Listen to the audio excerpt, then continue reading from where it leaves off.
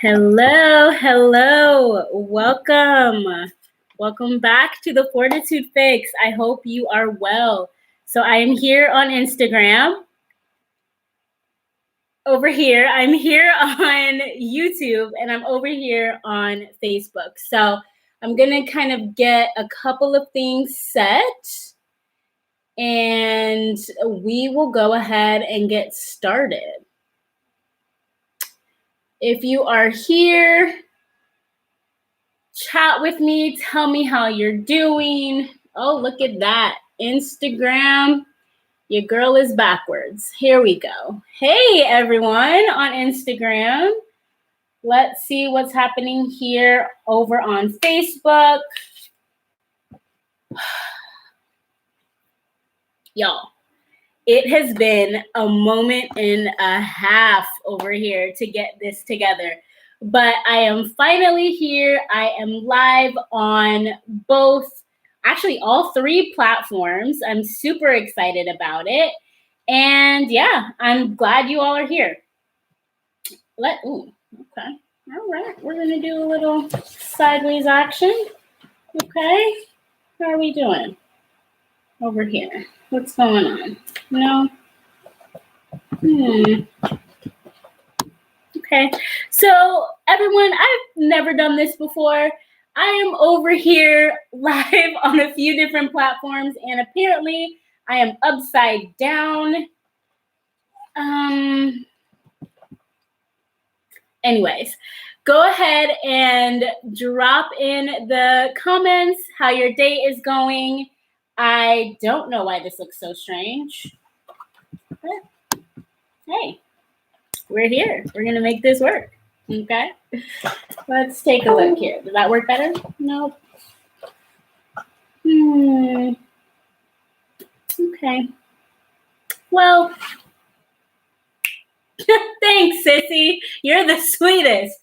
I don't know what's going on over here with Facebook, but let me just tell you, you can see half my face here on Facebook. So hey, today I want to really just talk about actually my most recent Instagram post. So if you are not following me on Instagram, please do at TheFortitudeFix. So if you are here on YouTube, head on over to Instagram. I have been very active lately, and I would love to have you there. So in my recent post, I posted that Black women are 4 times more likely to have a pregnancy-related death than white women. And this is a fact that I've known for a while. And it was through my research in order to make that post that I found myself getting a little bit in a kind of a funk yesterday, to be honest with you. I felt really sad about it, especially one, being a Black woman, 2, being super interested in health and access to health and health care. If you don't know, I am a health educator. I teach sex ed in schools, and I'm also a trained birth doula. So all of this really just kind of hit home, especially as there may be children in my not so distant future. And it was just really heartbreaking. So I did a ton of research, and I just kind of got myself in this mood. So I ended up going to sleep yesterday, and I woke up this morning. The reason why there wasn't a video live over on my YouTube channel at 9 a.m. Pacific Standard Time is because I had a work event for my 9 to 5. So I had to do that, and I decided to go live tonight in lieu of a video. However, during that webinar that I was a part of this morning, there were a lot more statistics that were being shared that were also regarding Black health and the health and safety of our Black youth. And it just really hurt my heart again to hear that Black people were at the top of the list for a lot of these negative health outcomes. And I really wanted to do something. I wanted to start to do the work. And that is kind of where the Fortitude Fix was born, in essence. And I've been doing speaking engagements and educational workshops to community organizations, faith-based organizations. And I am super excited to kind of get back to center. It's been a really tough 24 hours for me. Hey, Laura, my friend Laura from Gypsy Soul Oils has joined. I'm so glad to see you. Everyone go follow her. Go follow Glory Shirts as well. And to be honest, I felt really bad. I felt like the only way that we can fix this issue is dealing with systemic racism. And a lot of people are thinking, well, maybe it's the access, or maybe they're just not educated, or maybe it's the income. And even when you account for all of those factors, Black women are still at the top of the list of dying and having their babies die earlier than anyone else across the board. And I want to do the work. And so that is why I am doing what I do. So with that said, I know that there are Black youth who have the highest rates of STIs. That includes chlamydia, gonorrhea, syphilis, HIV, trichomoniasis, and the list goes on. I know that our teens, although teen pregnancy is going down, which is amazing, amazing, amazing, Black non-Hispanic individuals are still toward the top of that list. Now, they aren't number one, but they are a close number two as to having the most teen births. And I mean, even the age at first intercourse. Black youth are the youngest of all of the studies that I have found are engaging in sex at younger ages than any other population. And namely, our Black males are engaging in sex at a younger age. And this is my work. This is my passion. And so although I don't know how far I can get alone at tackling systemic racism, but I know that what I can do is the educational piece. I can educate our young people. I can educate the adults who have young people in their life. And that's why I'm here. So again, if you are just joining me, my name is Deshauna. I am the founder and CEO of TheFortitudeFix, and I am here. I am live over here on YouTube, Instagram, and as well as Facebook. It's a little bit sideways. My uncle has joined me. Hi, Uncle Mike. Good to see you. I'm a little sideways, but you know what it is. So it's my first time doing this, but I wanted to come to you just for a few moments and talk about 5 different ways that we can advocate and be advocates for our own health. So the first way is to know your body. In order for us to know really that something is wrong, we kind of have to first know what's normal, what's regular, what's healthy for our bodies. And that's going to be different across the board. I think the issue is that a lot of people think they can solve the same problem with different people, and that's not in the same way, and that's not necessarily true. So knowing your own body, that means checking in with yourself. That means seeing how you're feeling. Why are you thinking in this way? Have you been thinking this way for a while? What can you do to fix that? If you're in a bad mood, why am I in a bad mood? What are some things that I can do to deal with stress? What are some things I can do in my workplace? What are some boundaries that I can set up with other folks? And also getting to know your personal body in an intimate level. That means looking at different ailments, different smells, noticing the way that our skin looks, the way that our eyes look, the way that our urine and feces look, our body parts, just really getting to know ourselves in an intimate way so that we are able to notice when something is different. The second way that I believe that we can all advocate for ourselves is to ask questions. A lot of times we might schedule that doctor's appointment. We go into the doctor's appointment, we sit down, we go through the motions, we're telling them what's happening or not. And then at the very end, they're like, do you have any questions? And we're like, nope, all right, I'm ready to go. I got to get back to whatever. But to be honest, create those questions beforehand. Sit down with your notepad. Okay, I have this appointment tomorrow at this time. Here's what I've been dealing with. Here's what I want to ask my doctor, because sometimes it gets a little hard when you're sitting face to face and your brain is going a million miles a minute and you just don't know or can't remember the questions that you had. So definitely create those questions beforehand and go in ready to write down their answers and to ask the questions that you have already thought about. And the next tip that I have is to be the keeper of your own records. So I know we have medical records. I know we have electronic medical records. We can check our status and our test results and everything online. Hey, sis, hey, Nika has joined. I'm a little sideways, but it's okay. Over here on Facebook. So definitely keeping your own records. So if you have a log or a notebook that you keep all your questions in, you can also keep kind of what happened. They checked this, they checked that. This was normal. I took this test. I got my results back here, and kind of log that in for yourself. And keeping it in a way that you understand. Sometimes when we go online to check our results or to look at something, we kind of just don't really know what that word means that the doctors are using. And so we have the opportunity to go ahead and keep our own records. Okay, I think that's another awesome tip. Tip number 4, how we can advocate for ourselves is to go in with the understanding that you know your body. You are the one who is in your body, in your skin 24/7. So this means that if something that you're hearing from your health professional doesn't sound right, yes, ask questions, but also know that you can get a second opinion. You can say, thank you so much. My doctor recommended this. You know what? I am going to be getting a second opinion. You can let them know, or you don't have to.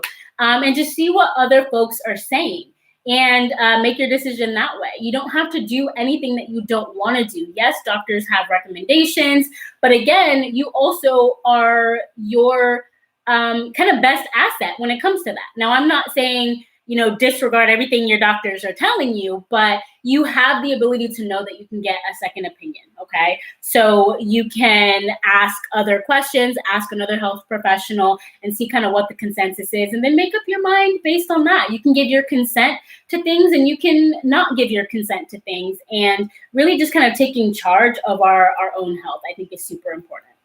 And number 5, the way that we can advocate for ourselves is understanding that disproportionately the healthcare system is not set up to treat people of color and Black people specifically with the same regard that they do our white counterparts. And with that knowledge, that means that you know this already. And so you're going into a situation and you can realize when your ailment or your concern is not being validated, it's not being listened to, it's not being heard. You have the ability to say, you know what? I would love to have this concern that I'm bringing to you. I would love to have that placed on file. I feel like I need this testing, this XY testing, and you are refusing to kind of set up that appointment for me, and I would like that notated in my file. I swear the biggest issue, the biggest fear that I feel a lot of health professionals have is like the fear of being sued or the fear of like something happening to their job. And so not saying you're going to get them fired, but saying, hey, I want this notated, because if it's in the notes that you requested XYZ and they never did it, or that you wanted your concern placed on file and no one ever followed up with you on your concern, like that doesn't look good on their end. And so just know that you have the ability to request that information and have it be placed on your file. So those are the 5 ways that I believe that you can be an advocate for yourself in the healthcare system. And I mean, it also goes beyond that as well. So just to recap, 1, know your body, okay? Know what's healthy for you so that when something is unhealthy, when there are symptoms or signs, so things that you can see or things that you can feel, you understand that that's outside of what's normal for you. 2, ask questions. Figure out those questions beforehand. Bring a whole entire journal if you need to, and don't worry about keeping them. Like, that's their job. So ask all of your questions. Keep your own records, okay? So I had this test done on this day. These were the results. This is what it means. They're going to monitor me in a year. Get yourself a nice planner. Go ahead in a year from now. Look, I need to make sure that I call back and get this test scheduled and on the books. Tip number 4 is know that you can always ask for a second opinion. Again, you give your consent or you do not give your consent. If someone tells you something and it just doesn't really sit well with you, definitely you can get a second opinion, all right? and know that that is your right. And also, if you are not being heard, you can request that your concern is placed on file. And so, quick story, I actually did that. So back in 2018, so last year, I had a bout with pneumonia. I had recurrent pneumonia. I had it like 3 times in a row or something like that. And the ER doctor, one of them, was like, wow, this keeps happening to you. Like, we know that you have sickle cell. We want to make sure that nothing is going on with the blood in your body, in your lungs. And if it's may be having some issue with your spleen, because I, as a sickle cell patient, I still have my spleen. A lot of folks with sickle cell have it removed for various reasons, but I still have mine. So they literally sat there in the ER and typed a note to my hematologist, specifically my hematologist, and said, hey, we've seen her this many times. This is what's going on. Please get in contact with her and schedule just like a checkup for like hematology and do what you need to do in your department. I want to say like a week or so went by and I did not hear from my hematologist. And I was so irritated. So then I sent an email through the little portal. You know how you can like send emails and stuff? So I sent that and I didn't really hear back. So then I sent another message and I said, literally, I would like to have my concern of recurrent pneumonia. I had been in the ER this day, and this day. This is what happened. My levels were this because I remember what they told me from the ER. I emailed you on this day. I hadn't heard back from you. I would like my concern placed in my file. Literally like 15 minutes later, her medical assistant called to schedule an appointment with me. And they wanted to do a phone visit. And the doctor said, oh, I'll just order you some labs, from our phone appointment. Oh, no. I don't want to have a phone appointment with you. I want to see you. You should want to see me. And I want to ask my questions to you in person. So long story short, I got the appointment. I went in person. And I kid you not, this doctor came in and literally was just like sitting like this, like just like nonchalantly taking notes and whatnot. I was like, okay. Okay. So let me tell you that it is so important that you take your health into your own hands, especially if you're a person of color, especially if you are a Black woman. I cannot stress this enough. So these are the 5 tips that I have to be an advocate for yourself. I have been live for a good 17, 18 minutes. I wanted to be on longer, but it was a situation. So I am going to sign off. I definitely want to answer any questions that you all have. If you do have any, I see someone join over Castle 1S5. Hey, over on Instagram. If you have any questions, please go ahead and type them in. I would love to have a few conversations with you. And yeah, I mean, I am here. I will just kind of hang out a little bit. I got some sip stuff going on. So if you have some sip stuff, if you are familiar with going live, I would love to know your advice on how to work this situation on Facebook. I would really love it. I am using I don't even know what this is, my iPad, and I'm just completely sideways, and that's just how it's going to be. But I would love it if anyone has any advice for me on this going live thing. But I don't see any questions as of right now. Please, please, please don't forget to go follow me over at TheFortitudeFix on Instagram. If you do not have Instagram, I guess that's okay. No, I'm just kidding. But I am super active over there. Now, I did ask my folks over on Instagram for video ideas for today. I gave them 2 options, and there was a clear winner for today's video. However, I really just needed to sit down here and get this off of my chest. If you joined in a little bit later, I started this video just by simply saying I was doing a lot of research as it relates to health and healthcare and the disparities among our people of color, Black people specifically, and Black mothers, Black pregnant women. And the research is astonishing, it's heartbreaking, and it had really been on my heart for a full 24 hours. Something that affected my sleep, something that affected my work today. And I just really wanted to get on here and have a little bit of a heart-to-heart with you all. I wanted to come, be a little vulnerable with you all, share some stories, and kind of see what you all were thinking, what thoughts you all had. So, yeah, thank you all so much for watching. Thank you so much, YouTube. Thank you, Instagram, and thank you to my Facebook folks who are watching me sideways. I appreciate your support, and I am actually having a good time. This is really fun. I have never gone live on all 3 platforms at once before, and I have my light in front of me. I am just feeling real special this evening. So I thank you all for taking some time out to join me. I look forward to doing more of these. So let me know if there's a specific topic that you would like me to talk about. I am fully equipped to do so, and I'm very excited to do so. So let me know what you got, and I will see you.